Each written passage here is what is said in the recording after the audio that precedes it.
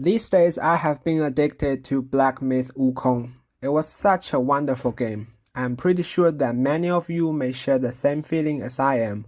The story of the game happened after the Journey to the West, which the game was adapted from.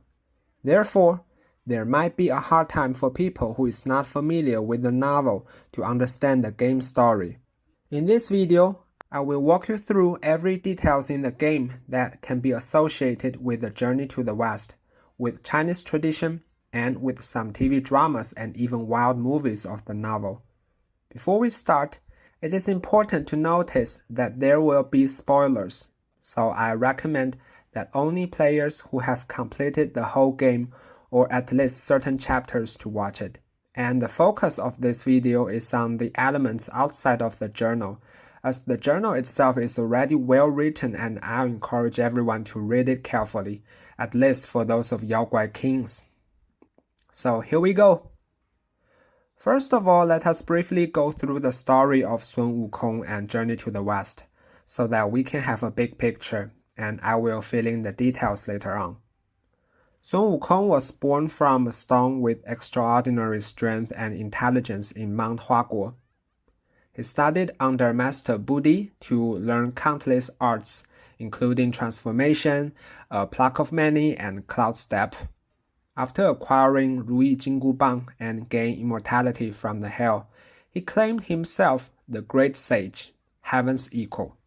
The celestial court initially appointed Wukong as horsekeeper and later as heavenly page guardian, but Sun Wukong, feeling humiliated, released all the horses and consumed all the heavenly pitches. Jade Emperor was super angry, so he sent 100,000 heavenly soldiers to catch Wukong back to heaven. However, only Erling successfully did it. After surviving from several death penalties, Sun Wukong finally broke free and caused further havoc in the heaven. At last, the Buddha was called to subdue Wukong, imprisoning him under a mountain for 500 years. He was later released to serve and protect Tang Sanzang on the journey to the west to retrieve Buddhist scriptures. Joined by Ba Jie, Sha Wujing, and the White Dragon Horse, they overcame 81 trials before completing the mission. In the end, Sun Wukong was honored as the victorious fighting Buddha. The classic novel Journey to the West was inspired by the historical 7th century journey of the Chinese monk Xuanzang to India in search of Buddhist scriptures.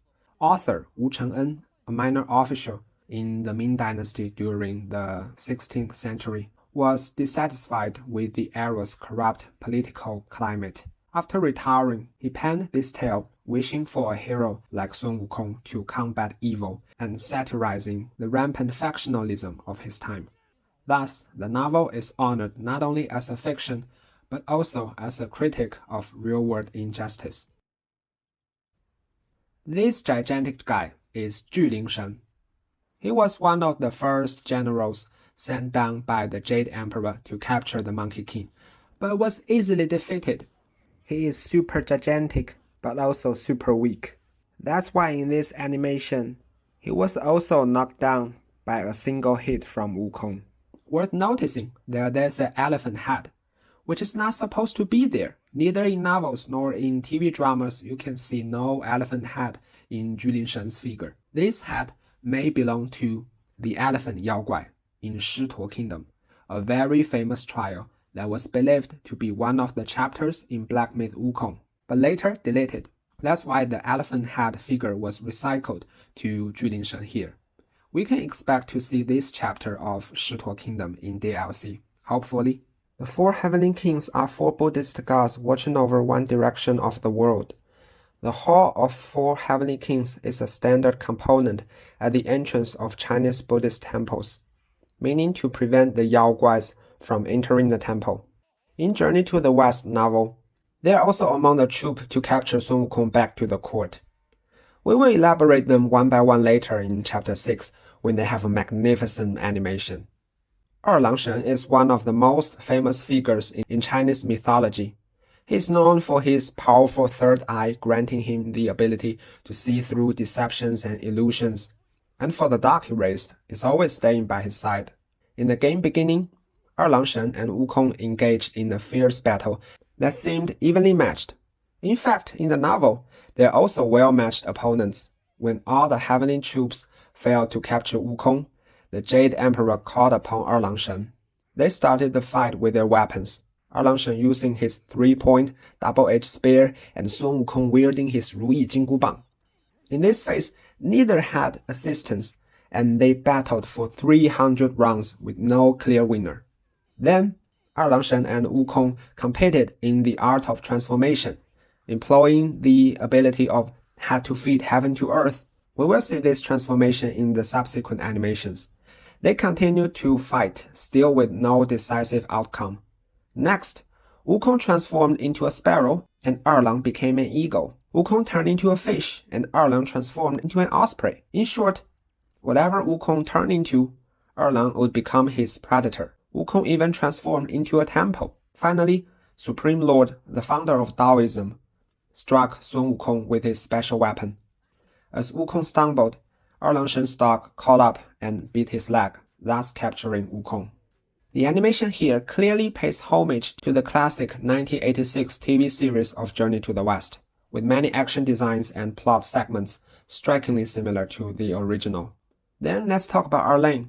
Erlang seems to be the supporter of Celestial Court, but actually in some of his own tales, he is another version of Sun Wukong who also defies the authority. Erlang is a demigod. His mother is the sister, and he himself is the nephew of Jade Emperor. His mother was punished by Jade Emperor for marrying a mortal man, and was trapped under Mount Tai. Erlang trained hard from a young age and ultimately split Mount Tai with an axe to rescue his mother. The game also paid tribute to the scene as one of Erlangshen's skills.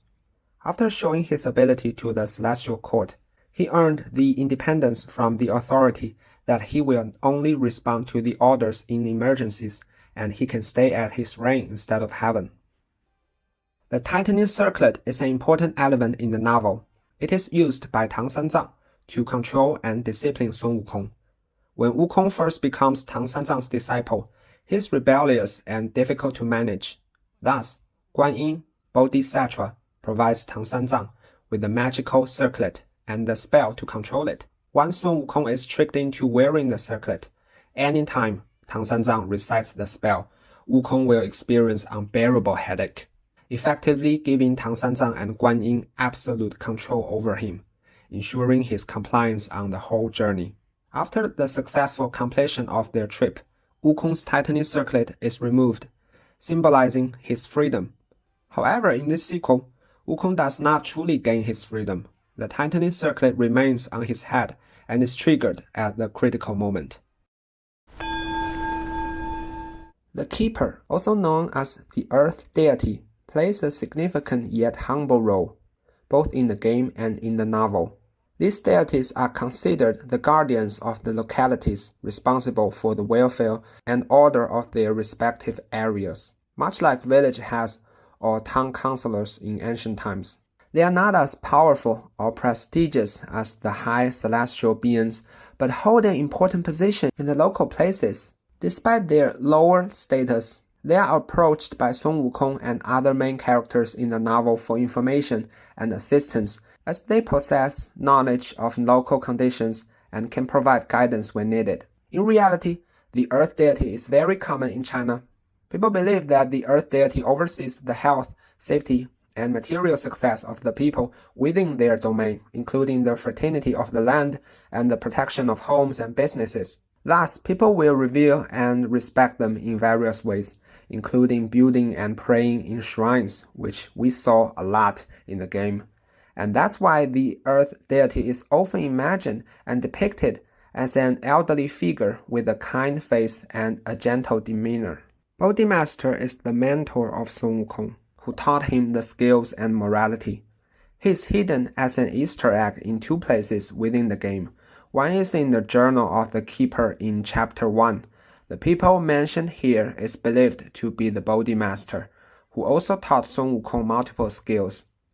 Another place is in the Chapter 2, after the first prince breaking the wall or you're using Wandering Ride to do the same thing, you will find a secret place where you can embark the hidden boss for long fight. It is exactly in this place that you can spot the wall painting of how Sun Wukong was learning under Bodhi Master, implying he is the one who secretly helped the Destined One to resurrect Sun Wukong. This painting also pays tribute to the classic 1986 TV drama where they have exactly the same plot. Bodhi Master is an independent and mysterious immortal with profound knowledge in both Taoist and Buddhist, an original figure from the novel. After witnessing how Sun Wukong boasted his skills, Bodhi Master dispelled Sun Wukong and warned him do not tell anybody that he has studied here. Going forward, even during the 500 years that Sun Wukong was subdued under the mountain, Bodhi Master has never reappeared. Immobilized is a frequently appeared spears in the Journey to the West novel. The most famous scene was when Sun Wukong was the guardian of the Heavenly Pitches. He immobilized 7 maidens after Sun Wukong decided to make trouble on the pitch banquet, after the girls telling him he was not invited by the party. Gourd Master Yuan Shoucheng. This people is an important figure in the beginning of the Journey to the West novel. His story is closely associated with the Four Longs that I will talk about them in a separate video. Elder Jinchi is a monk who resides in the Guanyin Temple on Black Wind Mountain. Elder Jinchi has befriended the Black Bear Guai and learned some techniques for nurturing his spirits. Thus, he has lived for over 270 years old. When Tang Sanzang and Sun Wukong arrived at the temple, Jinchi becomes obsessed with acquiring the Kasaya, the exact treasure Guanyin sent to Tang Sanzang at the beginning of the trip, darkening all Jinchi's collection in the 270 years. He conspired with his disciples Guangzhi and Guangmou to get the Kasaya. Guangmou ended up suggesting Jinchi to set a fire killing Tang Sanzang and Sun Wukong to make it like an accident. However, Sun Wukong saw through Jinchi and secured the fireproof mantle to safeguard Tang Sanzang from the fire. And the fire ultimately only destroyed the Guanyin Temple and everything Jinchi has achieved. Unable to face the consequences of his actions, Jinchi suicided by mashing his head against the wall. That's why you can see blood flooding down from his head in the game figure. You might be curious about the presence of 2 Elder Jinchi battles in the game. The first encounter is with the Blue Big Head, a formidable challenge for new players. It is actually the Frankenstein creation of Black Bear Guai, trying to resurrect his old friend but end up failing and leaving the soul wandering in the forest. The golden big head is found in a hidden place, representing Elder Jinchi's obsession. After defeating him, players witness him saying that he does not want the Kasaya anymore, signifying that he has finally released his obsession and can rest in peace. It's worth noting that to unlock the hidden Guanyin Temple, you must ring the bell 3 times, mirroring Sun Wukong's initial arrival at the temple in the novel and 86 TV drama, how he called out to Elder Jinchi and the monks. Now let's talk about the final boss, Black Bear Guai, a very interesting character from the novel. Unlike other Yao Guai, he is deeply fascinated by Buddhism and Taoism and enjoys making friends, including Elder Jinchi, a blue wolf Yao Guai, and a white snake Yao Guai. Now you know where did the game makers get the inspiration of Lin Xuzi and White Clad novel. However, in the game, these 2 are not the original one in the novel, but are stand-ins that Black Bear Guai has enlisted to recreate his happiest times, a testament to his friendship, or perhaps another obsession. In the novel, Black Bear Guai seized the opportunity to steal the Kasaya during the fire set by Elder Jinchi. How could a lover of Buddhism resist the allure of such a Kasaya? And how could he resist the desire to show off to his friends? He then held a grand party inviting many Yao Guais to admire the Kasaya and also share the study of scriptures. Wukong fought with Black Bear Guai several times but unable to get back the Kasaya, so he sought help from Guanyin Bodhisattva.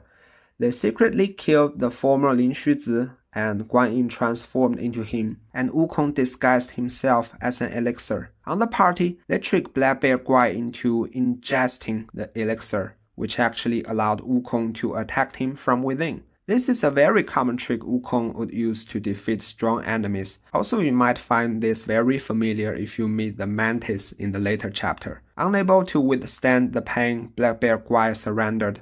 However, Guan Yin appreciated his passion to Buddhism, so hired him as a guardian. Black Bear Guai is considered one of the most intelligent and agile Yaoguais in the entire game, which aligns with his past as a follower of Guan Yin and his knowledgeable characteristic. Firstly, he is the only Yaoguai who does not actively attempt to use Wukong's relic. Thus, he is not dead or sunken into the icy water. There's a saying that he might have early on recognized that possessing the relic could likely bring disaster.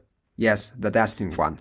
So he simply hung back, deceiving for money without using it. Secondly, after being defeated, he kneeled without hesitation and with great flattery addressed the destined one as the little saint. Players unaware of the backstory might easily think he's waking up after being possessed, but in reality he just kneeled much more quickly than you might think.